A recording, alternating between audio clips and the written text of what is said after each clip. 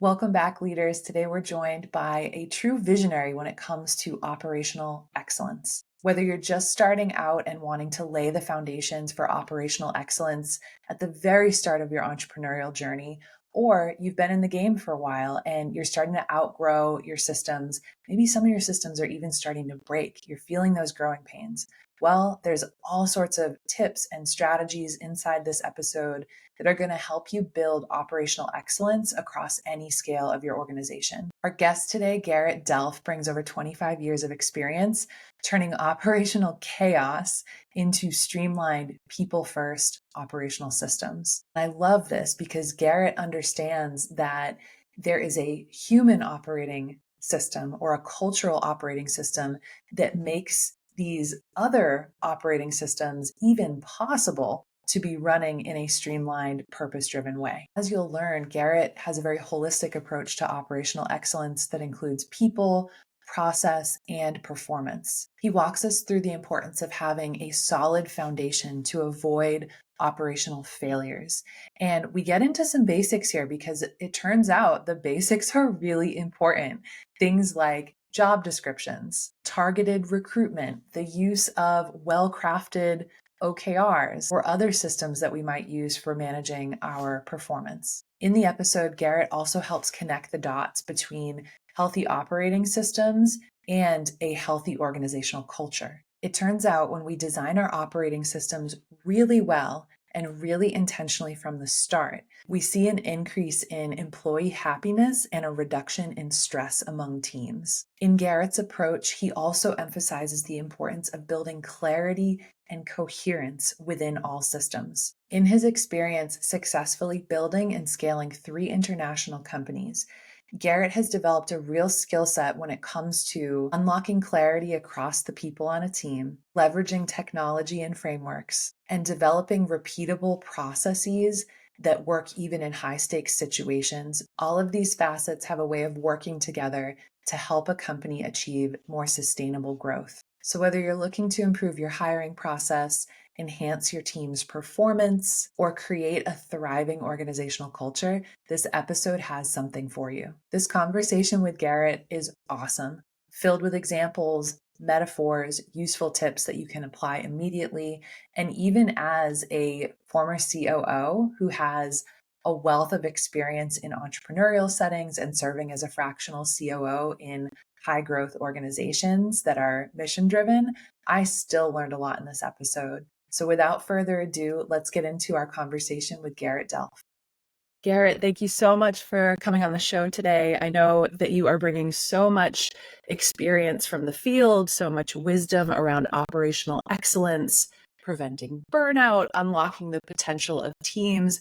And I just cannot wait to dive in with you. So thank you so much for being here and sharing your time and your wisdom. Oh, thanks, Nicole. It's a real treat to be here. I appreciate you having me on. Oh yeah, it's going to be a good one. Just some of the early conversations we've already been having before we hit record. Yes. It's going to be a juicy and nourishing hour together. And I would love, Garrett, to start with why you decided to found Clarity Ops and what was the journey for you to starting that in the first place? Yeah, it's a great question. So I've been building business for a quarter of a century, 25 years, and I've built and scaled several businesses, 2 of them internationally. When I started building business, it wasn't something I had necessarily premeditated. You just like one day you're working for a company and you quit because you need to do something on your own. That was my path. And when I got into it and started, building, I didn't know what I was doing, and made a ton of mistakes. Like we should write books about all these mistakes we've made. But after about 15 years of building and scaling, and going through very, very messy times, I realized I inevitably needed to build internal solutions for my and our bespoke problems that I didn't see in the marketplace. I didn't see anybody teaching about or showcasing or or advertising solutions for operational problems that were threatening the livelihood and the health and the strength of the business and the people.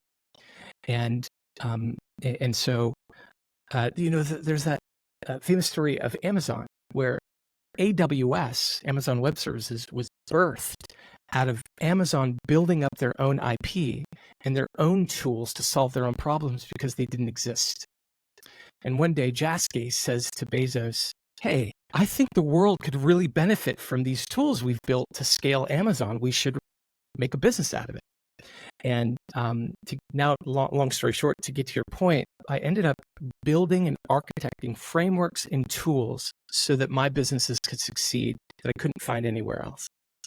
And about a couple years ago, as I, approached 50 and giving away my age here, and started thinking about what's my next tour of duty? For the next 25 years, what do I just freaking love? What do I love and cherish? And what fulfills me? And at the end of the day, it was taking complex problems in businesses that produce a tremendous amount of pain and problems that are rooted in chaos that prevent a business from growing and scaling, and solving those and bringing order to the business so the business can succeed, but more importantly, I would say, so that people inside of the business have what I've coined along the way, high happiness and low stress, but are hyper productive.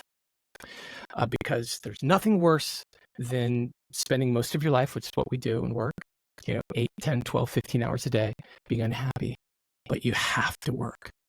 What if you could have both? What if you could have both? And so that led me to okay, this is what I love. It's my superpower. I just freaking love it. And I'm going to pursue building my next career out of it. And that's how Clarity Office was birthed. Incredible. Props to you for finding that and locating what was going to give you that sense of purpose and leave that legacy, if I can call it that, of you really giving back to those who would be facing some of the same pain point that you were facing. And I want to dig into those a little bit, because I think it's so valuable that you had, 15 to 20 years of experience of getting to notice the nuance, getting to play in pattern recognition. I think these are so important for then going back and almost reverse engineering some of the tools, frameworks, protocols, the things that we wish our previous versions of ourselves had in the moment. I really honor the sort of full circle nature of what you're doing. And I'm curious, with those 15 plus years of pattern recognition, what were the biggest pain points that you experienced personally, but also that you're now seeing in, say, client companies? Where are people operationally getting stuck and feeling the most pain from your perspective? Yeah, that's a big question, Nicole. That'd be like a I have a tendency for those. It'd be like a week-long seminar. But I'll try to tackle it because I think it's a great question and a really important one. I think it's a culmination. It's a culmination of things. But if I could maybe answer it this way, I think it begins with the foundation of how founders and CEOs and C-suite plan their people, their process, and their performance.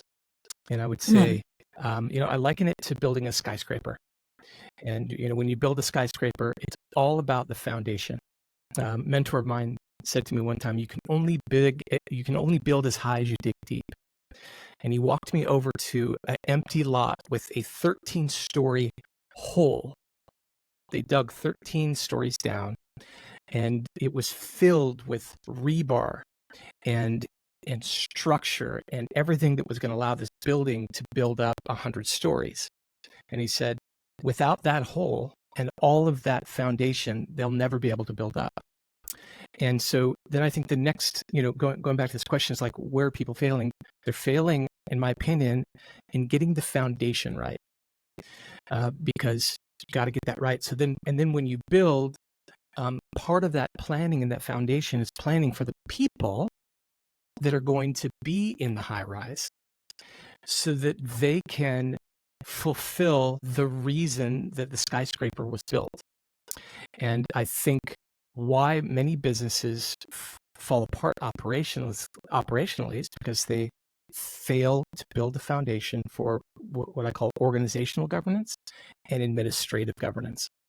And that's, we can get into that if you want, but at the end of the day, the planning of the business needs to be architected around the people, what you need from the people in a responsible way, and then be able to measure the output from what those people and those processes produce.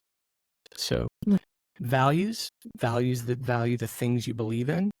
The things that you believe in determine what you prioritize. What you prioritize gets attention, and what gets attention is what gets done, right? There's a lot more there, but that's my 50,000-foot answer. Yeah, Was I that love it. clear? I hope it was clear-ish.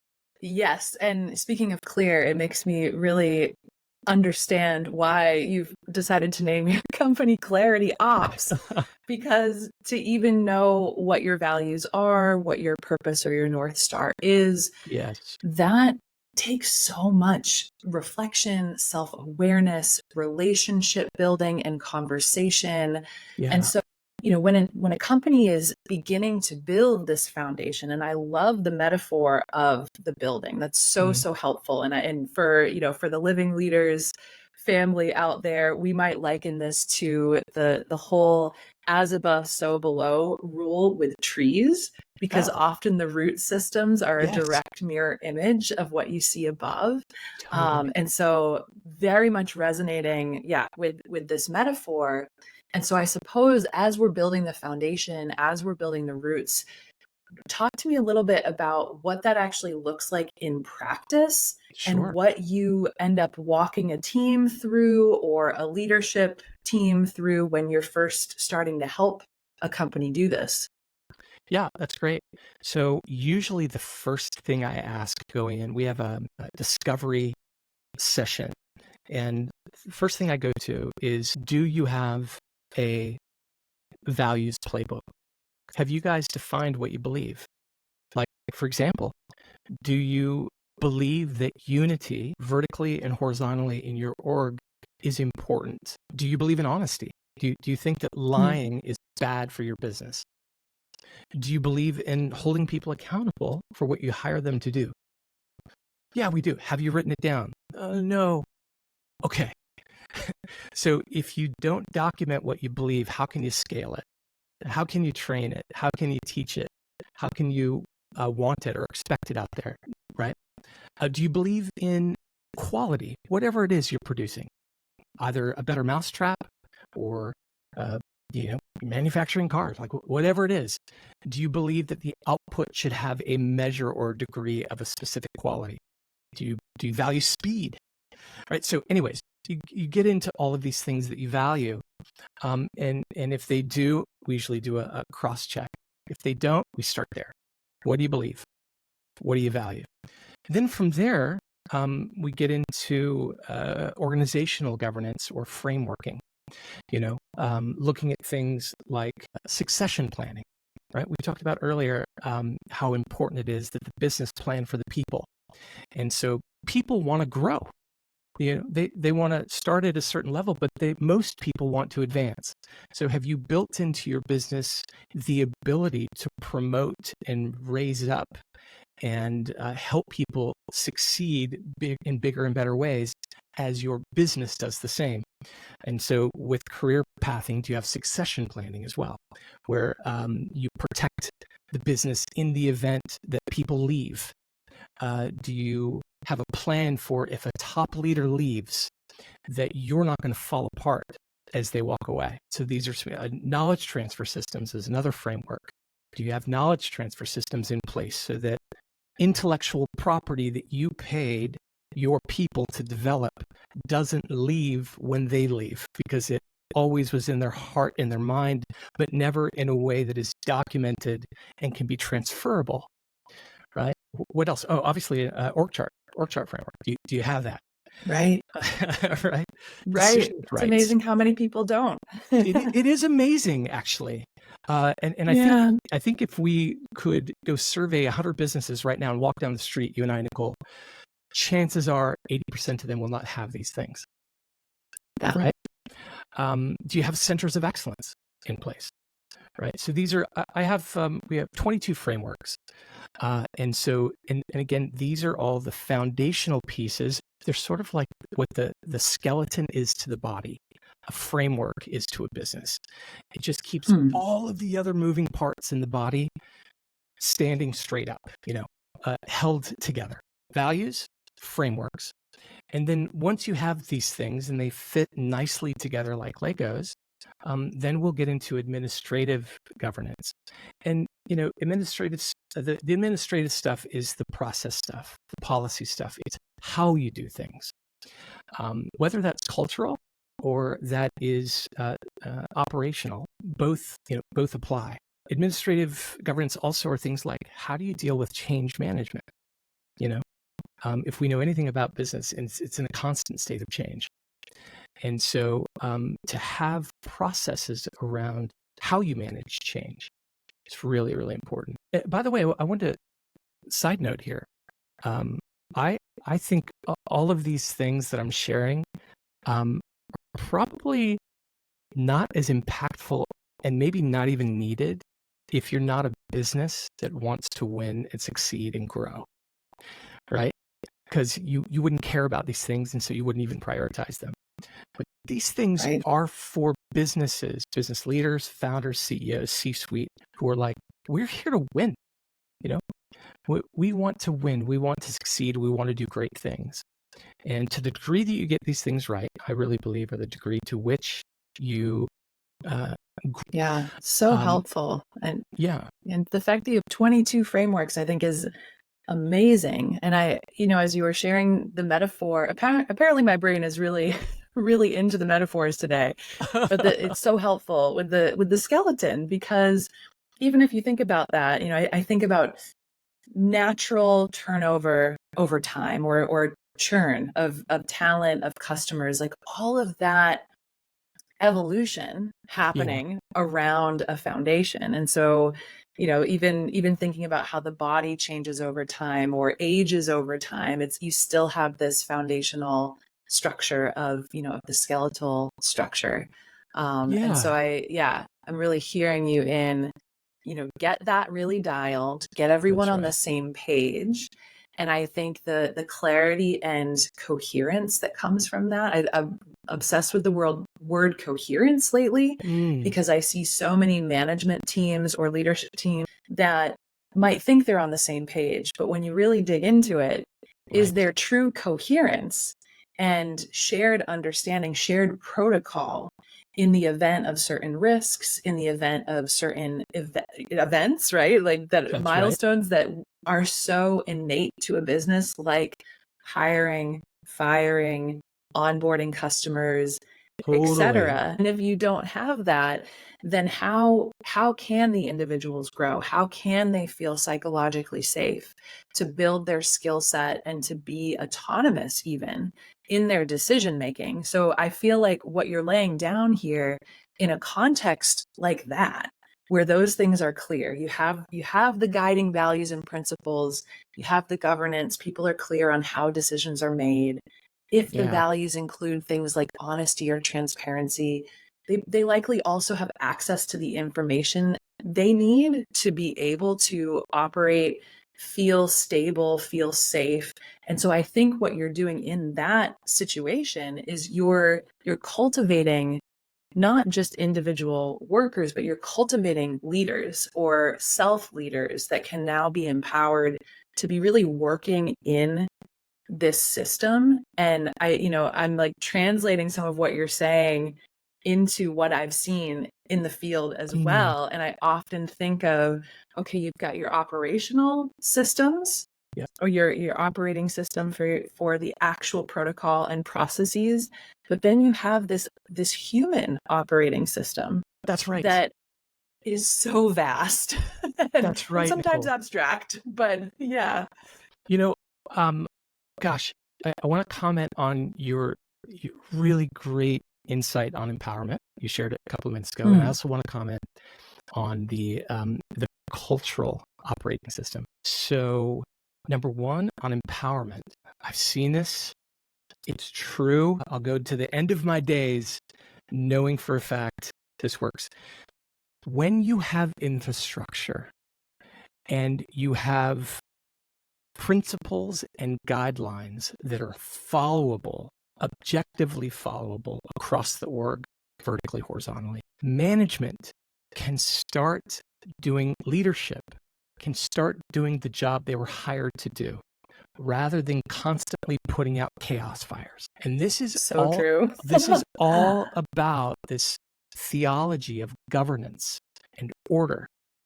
When you have managed expectations for people and you have accountability structures that hold them in place, then you stop spending all of your time dealing with all the chaos, because the chaos goes away. And so that, in my opinion, is probably the best example of empowerment. That's not just my opinion. So anyways, you said empower, that triggered a little thing for me. I'm reminded of like when we go on LinkedIn, and it's so popular for everybody to bash managers that are micromanagers. And I agree, micromanagement is horrible. It's bad for people, it's bad for the soul, bad for the mind, bad for the business. But I think the reason most managers micromanage is not because they're control freaks in general. It's because they don't have internal governance. There's an infrastructure and governance so that holds everything together. So what they end up doing is trying to control chaos. And what that ends up looking like is micromanagement. But really, it's just doing everything they can to keep it together, and the people that end up getting micromanaged suffer the consequences. Yeah. Right? So anyways, and my 2 cents on that.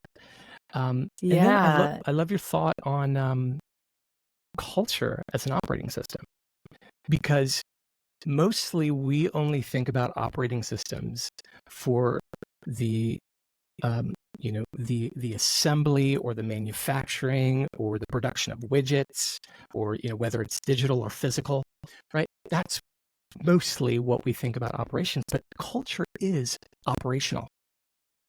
It's totally operational, and it's a series of hopefully value-driven beliefs and decisions we make proactively that bring us either high happiness and low stress, or high stress and low happiness. And it's all about, again, how we operate together and the rules and guidelines and principles we architect on behalf of one another to achieve a great culture. Danny Meyer, he wrote Setting the Table. He's the founder of Shake Shack and some really great restaurants out of New York. And he said, I came to realize that most businesses got it wrong. They put the business first. That's the wrong place to put your focus. You got to put the focus on the people, and you have to plan for the people so that they can be excellent. But if you don't plan on their behalf, they'll never be able to be empowered. They'll never be able to be excellent in perpetuity at scale repeatedly. Yeah, that's a great point there.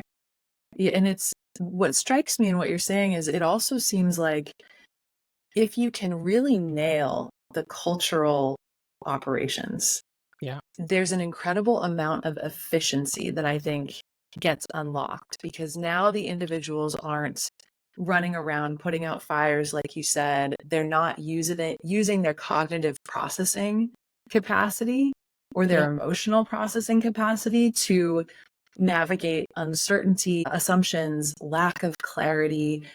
Because if that's not there, I mean, even the individual who might be coming into an organization, they might not feel very seen or committed if if they're not onboarded in a way where their skill set is really understood. I think a lot of that starts in the hiring process. Yep. Um, but then, from there, if those things aren't clear, it strikes me how energy intensive it is for an individual to then try and navigate that system. Their mind is looking for perceived social risks. They're trying to, predict for uncertainty. If they see chaos and that strikes their nervous system in a way, now maybe they're managing their emotions, and that's taking capacity and energy that actually takes away from the goals, the human creativity, our ability to thrive cognitively in a stress-free inner culture or Yeah. inner environment, Yep. because all of that, as we know from some of the latest neuroscience, shifts. We literally lose access to our executive function in our brain Fascinating. when we're in this situation of high stress, as you mentioned, high stress, low happiness. Yeah, And that's I right. think this is one of the reasons why. And so where I'd love to go next is I want to dig into some of the hiring elements of this and Okay. bringing new team members into the fold, because let's just say, a company works with you, they set up their foundations for operational protocol and excellence and all of this, and now they're entering new phases of scale. They're needing to hire some new folks, bring those people into the ethos, the culture, the DNA of that company, and Yeah. help them to succeed too, so that the company can really thrive in the face of chaos and uncertainty, which is, I think, the name of the game these days. How do you hire effectively and weave or fold someone into the organizational DNA, operational DNA, if we can call it that? What have you seen work on that front? Yeah. So cool. The question is, how do you how do you hire effectively? And then how do Yeah, you onboard them into your culture so that they show up clear about what is expected and how to operate? Is yeah, did I get that right? nailed it. Okay, awesome. So let me give it a go here. So I think the most important thing when we hire for the business leaders to be razor sharp clear about what Clarity Ops calls activity maps, which is essentially a glorified term, but a good term for a job description. So a lot of times, my experience has been in consulting, but also in running business, um, is the business, the leaders that are hiring are not about what they want. They're clear about a title, maybe, right? But they're not clear about the key focus areas for any given role, and specifically what activities are required for this role to do to contribute to the goals of the team, the function, or the business, or the business. And so I'd say get clear there. To the degree you know what you want will be the degree to which you get, right? And so that's number one. Number two is your roadmap for hiring. And so, talking about mileage varying, if there is not a plan by which the recruitment team, or perhaps it's just HR focused, they go about finding and bringing people on, then again, you have no control about how they're targeted, how they're interviewed, how many interviews they do, what qualifies them, why they're qualified, do they get tested, do they not get tested. So there's 2 phases to hire, 3 phases. Know what you want, how do you target and find and qualify them, and then on-ramping them. And so it's a 3-stage framework plan that I would recommend every business should have, that will, number 1, hyper accurately help them get what they want. Number 2, it will be very efficient. They'll move fast. It'll eliminate confusion. And then number 3, by the time they get on-ramped through a specific, methods, um, they're clear, they're happy, they're engaged, right? I was thinking about second phase, and that's taking somebody through the journey of being hired. And I think there's some really important steps there. In our framework, there are 8 steps, but I'll just call out one that I think is vital. Test. It's one thing businesses don't do. Leaders go in, they interview people. They often have for great candidates, they have these really great kumbaya moments. Feelings get involved. And we're like, I don't know, she's just really great. We got to hire her, which I'm not saying is a bad thing, you know? But the amount of times we hired based on feelings and didn't test for what they promised they were capable of, I cannot tell you how many times we did that and how many times it backfired. One story, I learned this the hard way years and years ago. We brought in our first round of interns, and we hired 5. Never done this before. And so the manager that was responsible for bringing on the interns did this very thing. It was like, these people are great. We love them, you know?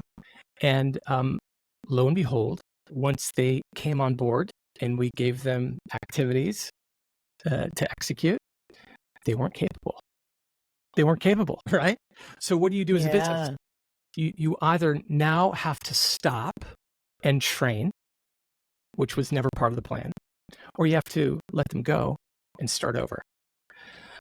So, and that's just one, that's one function in the step of testing, having protocol for testing what people promise they're capable of doing. That makes a huge difference in the momentum, in the happiness, in the productivity of the business. Now, multiply that times 100 different key steps a business needs to take across its functions to operate in health and strength. And the more you get those right, the more the business succeeds. Yeah. And it again, there's that efficiency, right? Because especially in that moment where if maybe it wasn't the right hire, or the skill set that was marketed to the hiring manager isn't actually there, right. What you said is so spot on. And I've seen this time and time again as well, where it's, you either have to stop and train, and there's no capacity for that if you haven't built that in, or you have to start over. And then I find that because that's maybe not what people were truly needing or expecting, resentment can build, and burnout can start to happen, because it's not the best use of people's time and energy, especially in the broader context of organizational goals, performance metrics, the things that people are really excited by. And so I think sometimes there's that tension, especially in the hiring moments, where the need might feel really urgent, or, to hire, but really any need that might come up in the business could feel urgent. And I typically find that if we jump into putting a Band-Aid on the urgency without the thoughtful protocol, and in that moment, you might be like, oh my gosh, the last thing I want to do is lay down protocol for hiring because I just need help now. But I think there's a danger, there's a risk in not navigating that tension and giving into the urgency, or the seemingly urgent need, too quickly without the actual foundation. And then you find yourself in those situations. That's good. Yeah. You know what it reminds me of? That old adage, jumping out of the plane and building your wings on the way down. Yeah. Have you heard that one? I'm sure you have. I have. Right. But I do I it think, in almost any company I'm in, I feel. I know. I know. And I think actually that is a wonderful attribute at certain stages. I think like for a brand new business, it's a great attribute. You just got to be scrappy. You got to be agile. You got to move fast. Right. But as you develop and grow, it doesn't work anymore. It doesn't work anymore. Yeah. And we a second ago I was talking about like what happens when you hire somebody, and one or two of the critical capabilities that position needed, turns out they don't possess. They said they did, but they don't. Now, as a business, you're faced with a difficult problem. Do we have the runway to train them? You know, Right. do we have the runway? Do we have the resources? Do we have the time? And then you have the negative ripple effect to everybody else in the function, on the teams, to the business, because these capabilities are missing and they shouldn't be missing. But back up. Let's say that, and I think this is important, at least in my opinion, let's say the job description, at the job description level, the business was not clear. Not only Right. do you risk missing a couple of capabilities, now you bring in somebody and you don't even know what you need. You wrote stuff down, but when it comes to actual application and execution of what the business needs to achieve its goals, you you didn't miss the moon by 2 degrees, you missed it by 30, you know? Right. So you can see how infrastructure begins to magnify problematically. The more you don't plan strategically to operate in excellence, you know? Yeah. And then in that way, it's almost as if you craft, say, a job description really well, you're using that almost as a litmus test to qualify people, as you said, and to weed people out or weed them in. 100%. Yeah, I Yeah. do fundamentally believe that. Like, again, I love LinkedIn, but I'm always fascinated when I see people make posts about, like, just because they don't have experience doesn't mean you shouldn't hire them. You know? I'm like, well, I think, sure, it depends on your business model and it depends on your goals. But Yeah. if you need great people to achieve the results for the business, then you need to define great. You need to define it, Yes. you Yep. know? And get really specific on those metrics, because this is another thing that and I'm curious if you see this too. I see a lot of companies that don't have really clear OKRs, objectives and key results, for Yep, example. So when they're bringing someone on, or they're sitting down to do their strategic visioning or strategic planning for the year ahead, yep, they are not clear on what success really is and what the performance boom. metrics are that are going to tell them that they got there. And if That's right. that's not clear, how is it even possible to onboard someone or hire someone where you can tell them, here's what's expected. So let's remove assumptions, because we know that's inefficient.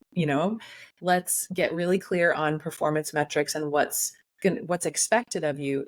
I feel like the best job descriptions that I see out there are the ones that are very clear about that. And then as an applicant, I can discern, do I want to be accountable It's good. to those specific performance metrics? Is that, how I want to contribute, and be, what I want to be responsible for. So It's really that good. level of clarity, not only does it weed people out, but companies that don't have those OKRs. And so I would love to dig into performance a little bit as well, Sure. because I know in your 3Ps model that you mentioned earlier, part of what we're building towards is getting into that high performance That's right. state that a company can begin to operate in. So I guess walk me through how you're defining high performance, I suppose, and what are Sure. some of the ingredients that go into cultivating that?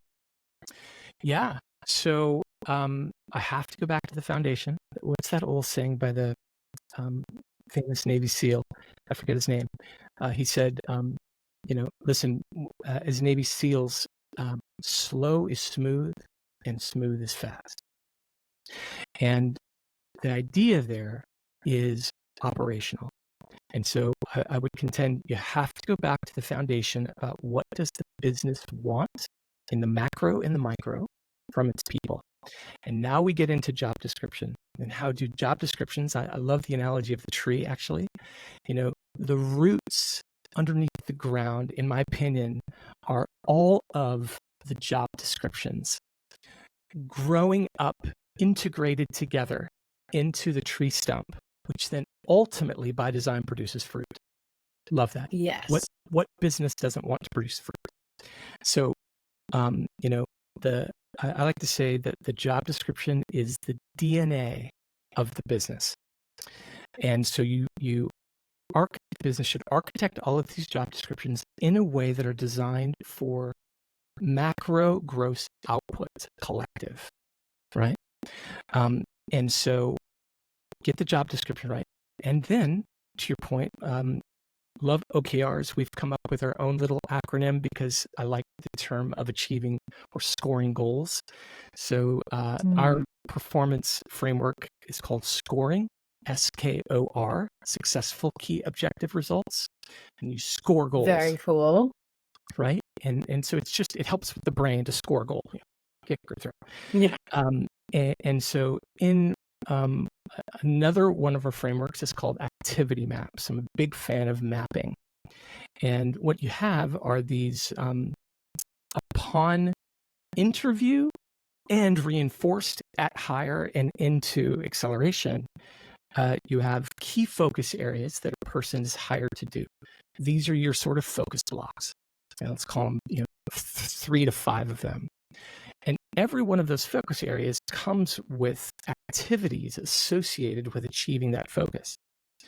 And then ultimately, every one of those focus areas has measurable metric associated with its success or not success. And where that rolls up into is performance evals. And I always encourage the business to decide how they want to score what is successful and what is not successful. But at the end of the day, if you can't measure it, you can't manage it.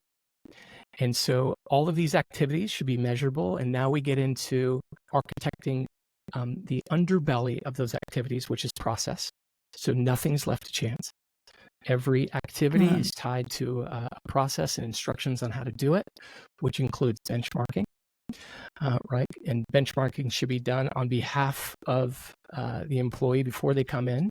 Not that you can't iterate or innovate along the way, but in general, 80-20, they should know exactly what to do, when to do it, how to do it. I think the higher up you go, by the way, in an org chart, the more autonomy you have, and I think you should have more autonomy. But you get to the middle of the org and down below, especially into the Genba, a Japanese term for the place where value is created. Blessing a teammate, gifting to a teammate what to do, how to do it, and how fast should I expect to do it, I think is one of the best gifts a company can give to people in these brackets. And then the business's job at that point is to manage the expectations of the teammate and let them know, whatever their cycle is, whether it's weekly, monthly, or quarterly. Hey, here's how you're doing. My business is typically we do 6-month performance reviews, but the management level, the management should be checking with them and letting them know how they're performing according to the metrics that were established. And so that was a long way around to say, start with the JDs, make sure those are clear, make sure those are connected to the measurable metrics, which are the activities. Make sure those activities are measurable and backed by process that is defined. And that is even backed by when to do it and how long am I expected to take to do it. And then document that execution so that it's measurable and we can say, bullseye, you're great. By the way, we've been watching your performance. You're killing it. And we have a new opportunity right around the corner from you. And when we get into our career pathing conversations, we're going to show you what's available for you in the future because you've already demonstrated you can do A, B, C, and D. We need somebody who can do E, F, G, and H. Yeah.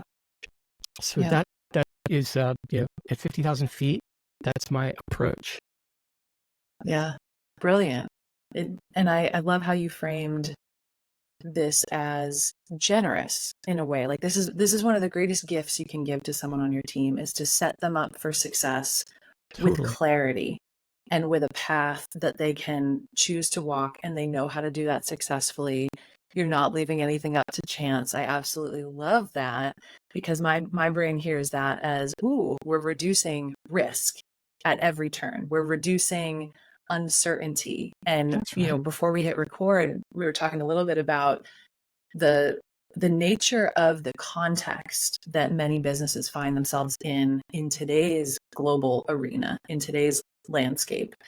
And I think when you build that clarity internally, you create an army of Mm, more resilient people yeah, because they're clear on how to do the job. But then they also, love that. if you remove the chaos and the lack of clarity that often keeps the mind busy, worried, frustrated, Yeah, resentful, if you yeah. remove all of that, you create space in the human being to become a more receptive node in that Mm, living system that is well the put. organization. Very well And put. now that node can sense like, oh, my industry is shifting, or I have time and space to recognize that my competitor over here is doing this. That's right. And I can listen to a podcast that's going to up level a skill set inside the company because I actually love what I do and I have the capacity to learn. I'm not in this state of reactivity and lagging, right? It's because Yeah, you're almost in that state. You're almost always behind. You always feel behind. What I love about what you're saying is not only the clarity piece, but it also feels like with leading indicators of success, if a company has really dialed those and knows what those are and has done the legwork to figure that out for the people who are coming in, to sort of bestow them with this gift, bestow them with this knowledge or download of that wisdom. Now yeah, they can also understand, okay, I can actually get out in front of this wave. I'm being gifted information to help me succeed, help yeah. me be resilient, help me understand the business that I've just stepped into. And now I'm a much more contributing member It's to great. this ecosystem, and the whole company becomes more receptive and healthy. And I know that you talk about organizational health in your work as well. And so I think that's where I would love to go next, if that feels good. Of, you know, let's say you get the individual thriving and vibing, and they're clear, they have spaciousness within themselves to be a high functioning, engaged member of the team. I guess how do you organizational health to begin with? You talked about benchmarks, but Yeah, how do you keep that going over time and across different circumstances that a company might navigate as it scales? Because these are hard times right now, political yeah, unrest, you name it. Like, a yeah. company is navigating so much. So how does it stay healthy? Well, that probably sound like I'm beating a dead horse here, but a company stays healthy because it values health. Brilliant. I love it. I love That's the it. clarity of that. That's it, right? What we prioritize, we value. And Yeah. so, again, lots of frameworks. It's the skeleton to the body, right? We have a thing called a quad core management system. And I think I developed that because I realized, as you know, growing and scaling, what I was doing to my own demise and to the demise of the people that I was leading is I would treat a single manager, senior manager, as a superhero that, I would expect them to do it all. I would expect them to be a project manager. I would expect them to be a change manager. I would expect them to be a strategist, and I would expect them to manage people. And it took me a long time to realize this is a really bad idea. I'm creating what I'm doing is antithetical to health. And Right. so going back to, first of all, the business needs to value health. Then they need to define what is health for us. I think that's critical. And so then once you define what health is and how you get there, of which a few things we've already talked about, then you need to purpose to have a person or people be in charge of orchestrating and directing these health attributes in the business. And that can be several people, that do that on a part-time basis. It can be one full-time role. Lots of different ways to accomplish that. But that's how you do it. And then simultaneously, hopefully, you have established a healthy culture where when I came up with I should get a hat for this actually when I go into these interviews. Years ago, invented a persona called Chaco. And I made a hat then, walked into one of our senior leadership meetings with this hat on, Chaco. And we were going through some growing pains and very difficult times as a result. And I said, guys, Garrett is fired. He's been replaced by Chaco. I'm your now Chief Happiness and Anti-Chaos Officer. And Amazing. And the deal was, we can't operate this way anymore. We have to have infrastructure to eliminate the chaos, create the order, get our happiness up in our people, lower our stress, so that we can do this the right way. And so, the point I was going to make is, hopefully, health is permeating in the business, and people will respect the Chacos of the world when they come in and go, hey, I see there's chaos here. Hopefully people are going to go, yeah, we've learned we hate chaos. Chaos is bad, it's ugly, it's painful, and it never produces fruit. We want order, so come on in, Chaco, you're welcome, right? And so not only do you want the business to value these health recipes, but you want the people to value them too. So that, and now we get into a core value that I think is critical, and that is unity. I'll always lobby for getting unified, top to bottom, left to right. So that's my answer to that question. Did I answer it?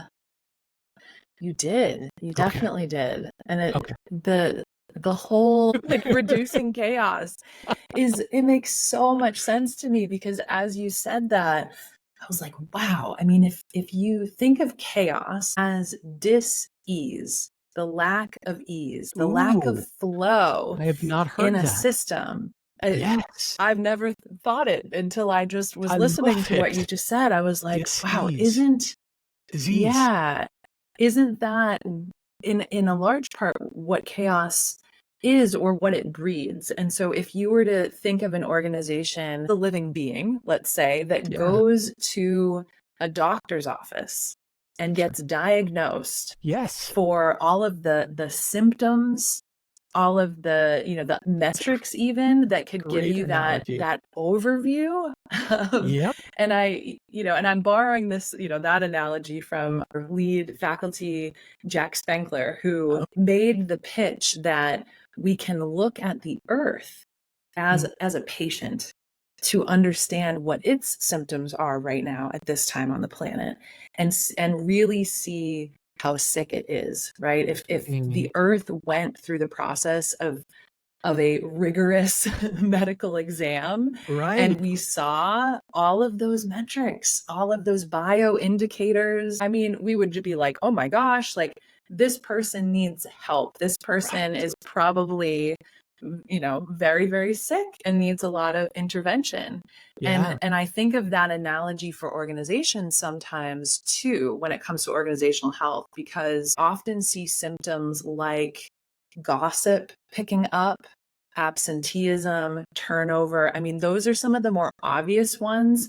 I think in extreme cases where the work environment is incredibly toxic, not only do people become disheartened and apathetic, but I've even seen scenarios where actual intentional sabotage has happened, right? And so that's right. These are all symptoms behaviorally and culturally that I believe indicate something is missing operationally and in the cultural operating system. And I this is why, like, I was so excited to talk to you, because I was like, yes, another fellow operational person who understands that this has got to be where you start, because otherwise you do get those symptoms. You get that sick culture that creates sick people. And now you have health, unhealthy people Yeah, and practices, and the whole thing spins out of control and gets chaotic. So anyway, I it just wanted to does. offer that reflection back in what Y- I heard and what you were saying, because it's understand the chaos as dis-ease in a Yeah. company. Um, boy, with your permission, I may need to. I'd love to reuse. I was going to say steal. It's a horrible word. Reuse the Absolutely. disease, dis-ease. You know, that's fascinating. Um, Absolutely. I am also inspired by some of the things you just shared when it comes to symptoms. You know, like if we think about the symptoms of panic, fear, unhappiness, Mm. confusion, discontent, sadness, like uh, all of these are feelings in people in the business, right? And I really just think it's important for anybody who cares. You know, again, first, like, do you value health in your business? If you do, then I think it's a worthy exercise to say, why are our people fearful? Why are they Hmm. afraid? Why are they angry? Why are they upset? And will bet money, I will bet money that it is typically boils down to operational infrastructure, beginning with values. I'll bet money on it. These are the things. Yeah, And I'm with you. I'll make that bet. you make that Yeah, bet too. I will. One question you asked earlier that I forgot to answer is, how do you measure for it? And I Yes. have found one of the two great ways to measure for it. Number one, documented skip levels, I think is a great way to kind of break the barrier of closeness. So you have skip level meetings that, Hmm. again, there's a process for that. That way your data doesn't get muddy and isn't, very. The other one is surveys. I've found surveys to be so powerful. More importantly, anonymous surveys, where Right. people are given, they trust and they know that these surveys are actually anonymous. Number one, that's really important. So the business has to plan for that so they can guarantee it. And then let people share how they feel and be honest about it. Then collect that and take that data and put it into the hands, the hearts, and the minds of leaders who actually care about the health of the business, and they want the people to be happy and they want the business to be successful, and begin to iterate and create change around that feedback. And even have, um, you know, uh, policies in place about who can view that data and who can interact with it, because trust is so critical to get stuff right. Yeah. You know, so I've found that to be really, really powerful. That said, if you don't have people who actually are empowered to carefully and diligently do something about that feedback, then the feedback doesn't matter, right? So they both need Right. each other. They both, and you need a nice framework to build that out. But so powerful to hear what people are feeling and saying, and then tying that to a change that produces health. Yeah. And I think it's so key what you said, that if you're going to engage in that type of activity, you have to have people who really care. You do. Otherwise, I think you have a population of people who have just gotten really honest and poured their hearts out and Right. shared what's really going on for them. And they get hopeful, right? They get hopeful That's that right. because I shared this, maybe something will change. And so if you Yep. don't have capacity to do the deep listening and do the change leadership work, people are like, this company Yep. doesn't care about me. And Yep. that Just can words on the spiral wall. so quickly. Yeah. Just words on the wall, right? It's like the proverbial the cloud that brings no rain. Yeah. Yeah. Yep. Totally. You know, So, wow, Garrett, I know that we're nearly at the top of our hour together here. This has flown by, and it I mean, has. I could keep going for hours just digging into the nuance, but I want to more open-endedly ask, within clarity ops, we, obviously we've covered a number of topics where clarity is so critical in Yeah. an organization, its success, its performance, how the people feel about it, how their health and the organizational health is, like, amazing ground that we've covered. I Yeah. also want to make sure to ask, what else within a company could be made more clear that you often see not clarified enough? Is there anything we didn't touch on that kind of falls into that category? Oh, that's a great question. So my answer is actually going to be a point that I touched on earlier, but it would just be more in the micro. The biggest, most prolific problem that causes the most problems is at actually the fundamental job description level. And I think primarily because it's heavy lifting and it's fairly complex for a business to understand the building blocks of the org chart strategically built in a way that it manifests the output that the business desires. Mm. And Yeah. I want to acknowledge this is heavy lifting, but really, it's all about the people. Most businesses have people in them.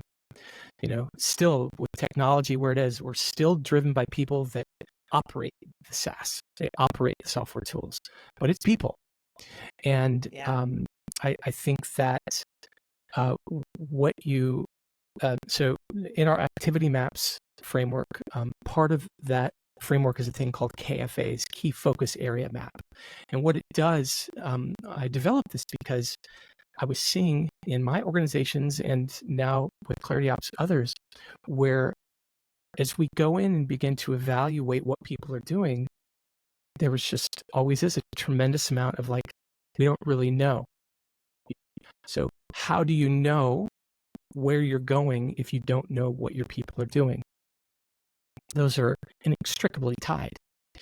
And so I think the thing I see most to your question and where I think businesses, although they don't associate it with this, it is the most associative problem, and that is the building blocks of the job descriptions are left unattended. And as you grow, that gets messier and messier and more convoluted. So, and I think that on the flip side, if a business gets that right, which is definitely a focus area of ClarityOps, that business begins to experience the ripple effects of health, strength, and longevity and sustainability, because it's all about the DNA and the seed of the apple tree. And if you have a bad seed, you don't get an apple tree that produces fruit. But if you have a good seed, and then you fertilize that seed, and you care for it, and you water it, treat it well, it produces amazing apples. It's so true. It's amazing apples. So true. Healthy, ripe.